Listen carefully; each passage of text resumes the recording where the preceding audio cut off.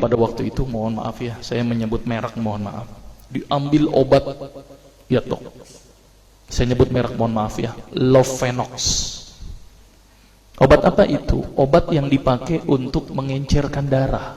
Biasanya diberikan pada penderita penyakit jantung, stroke, dan gangguan bekuan darah. Lovenox. Di situ tertuliskan kata apa? Porsin origin. Ada yang tahu porsin? Ada yang tahu?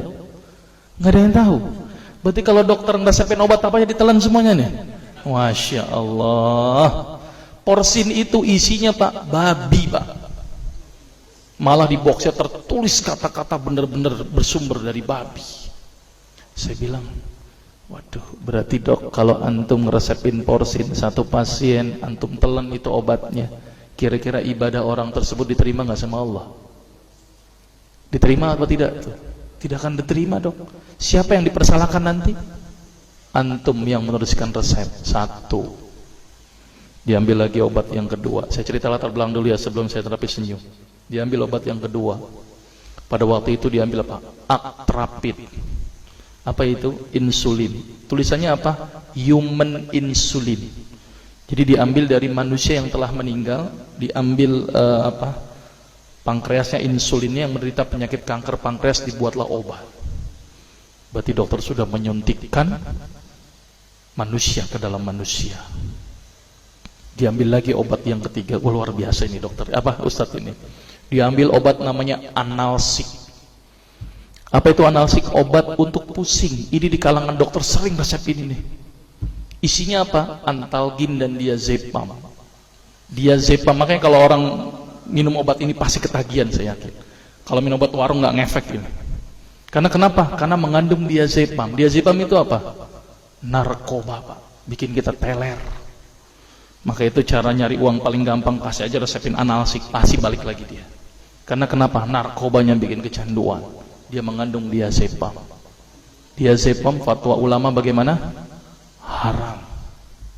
Diambil lagi obat batuk, kodein. Maka itu kita minum obat batuk langsung hilang batuknya karena kodein. Kodein ini ternyata derivat dari narkoba. Berarti dokter sudah ngeresepin narkoba. Diambil semua obat sirup di depan saya, lihat lihat semuanya. Ada nggak yang tidak mengandung alkohol? Semuanya mengandung alkohol. Sampai saya pikir, Masya Allah, berapa ribu pasien yang telah saya resepkan obat-obatan haram tersebut. Ini yang menjadi kegelisahan saya pak. Maka itu saya beda haluan, kemudian belajar hadis, walaupun gak lulus-lulus biarin, gak apa-apa. Terus kemudian saya melihat ada sesuatu yang salah. Kenapa? Karena agama Islam tidak dipelajari secara benar. Banyak umat Islam saat ini belajar akidah, belajar akhlak, belajar fikih. Tapi lihat, pernahkah umat Islam di sini belajar masalah kesehatan Islam? Sedikit sekali. Kajian-kajian tentang kedokteran Islam hampir tidak ada. Makanya tidak heran sekarang umat Islam yang notabene hebat menurut saya katanya, tapi ternyata banyak yang sakit karena dilupakan aspek ini. Mudah-mudahan ini menjadi awalan kita untuk mengkaji, karena kajian ini rutin pak. Jadi saya mengisi kaji di beberapa kantor di Jakarta itu per kali pertemuan, per hadis. Dan itu berhubungan dengan masalah kesehatan semuanya. Jadi ternyata Allah ini menurunkan ibadah, memerintahkan kita untuk sholat, puasa, tahajud, semuanya ini bukan untuk kepentingan Allah pak. Allah nggak butuh sholat kita, Allah tidak butuh puasa kita.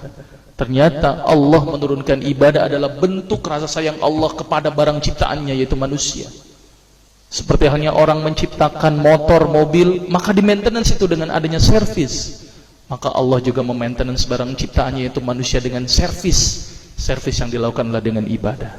Jadi kalau seandainya kita tidak melakukan ibadah, sama aja tidak mau servis diri kita sendiri. Saya akan terangkan ternyata semua amalan yang dicontohkan Rasul itu bermanfaat dari sisi kesehatan. Saya akan mulai nanti dengan terapi senyum ya. Ini lewat saja. Ini saya mohon maaf nyebutin obat-obatannya, mohon maaf ya. Ini juga mengandung plasenta. Plasenta itu ari-ari ya. Jadi di luar negeri itu ari-ari dipakai obat pak. Kalau di Indonesia diapain pak? Dikubur, kadang-kadang pakai apa? Kaca, pulpen, buku, kadang-kadang pakai kurungan ayam. kreatif, tapi kreatif nggak benar, gitu ya. Di sana ini obat Lovenox namanya ya, jadi bersumber babi. Ini yang mengandung narkoba. Wah, dulu tuh saya kalau jadi dokter gila-gilaan pengasih narkoba, Pak. Setiap ibu hamil, setiap ibu datang dengan bawa anak kecil, itu anak kecil pasti saya kasih narkoba, Pak. Kenapa? Karena ibu-ibu paling seneng kalau anaknya datang terus kemudian tidur pules. Wah, seneng banget tuh ibu-ibu. Apalagi obatnya yang tokcer, paling seneng itu orang. Maka itu saya kalau ngasih obat antibiotik dulu nggak namanya amoxicillin, ampicillin, nggak level buat saya. Apa yang saya kasih? Cephalosporin. Obat turun demam aja nggak ngefek, menurut saya cuma 500 mg, Pak, 650. Dan selalu anak kecil datang kan alasannya takut kejang. Selalu saya tambahkan apa ini, Pak? Luminal. Saya dulu bandar narkoba, Pak, tapi legal, resep. Makanya itu saya banyak dosa ini. Mudah-mudahan ini bisa menembus dosa saya nanti di akhirat. Ya, ini